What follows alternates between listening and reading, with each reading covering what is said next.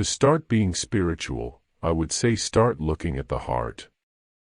Don't look for examples of religion and spirituality. They are very different from each other. Spirituality is your inner consciousness. Religion is your outer behavior. Being on a spiritual path does not prevent you from facing times of darkness. It teaches you to use darkness as a tool to grow. Most people are on the spiritual path. Most people just don't know it. Spirituality begins when you start thinking what is true. How can I find what life is all about? Do I fit in? You don't have to think of God right away, unless you already naturally do. But if you will think deeply what is true, you will find that gradually you will be led to the inevitability of there being a cosmic consciousness which is the truth, of which we are all a part. It begins with anything that will uplift your heart. Turn it upward towards higher consciousness. If we look at ourselves, there are some things that bring our energy downward.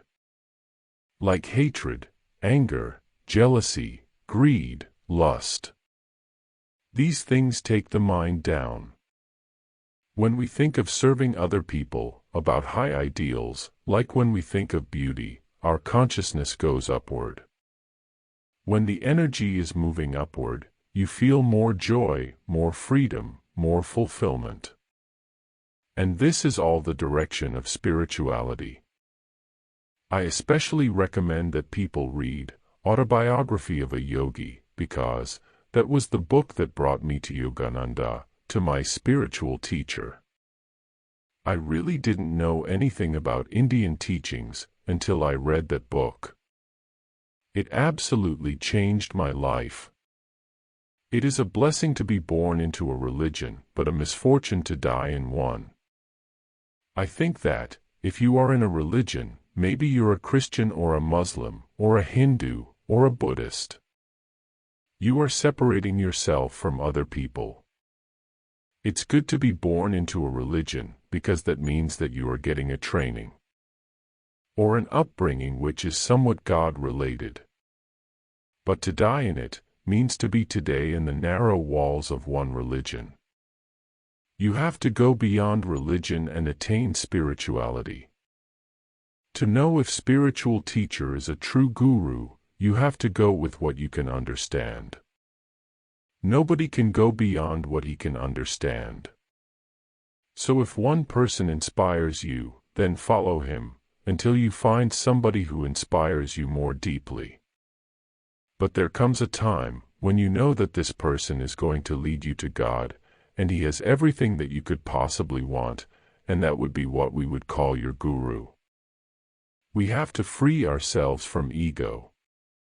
We have to get rid of this sense of separateness, sense of religion, the separateness of ego, nation, consciousness, and race. We need to separate all consciousness that divide human beings. We have to understand that everything is a manifestation of God. Your lower self is that part of you that says, I like eggs for breakfast. We need to forget that I am an American, or I am a Frenchman, or I am an Indian. All these things that define us as individuals, they are wrong. We are not that individual. We are the infinite, who has dreamed of that particular role. You know that you are accessing the higher self when you feel more free in yourself. The greatest gift that you can give to God is the gift of your own ego and your own desires. When you feel in your heart the desire to know Him, then you will know what it is to really love Him.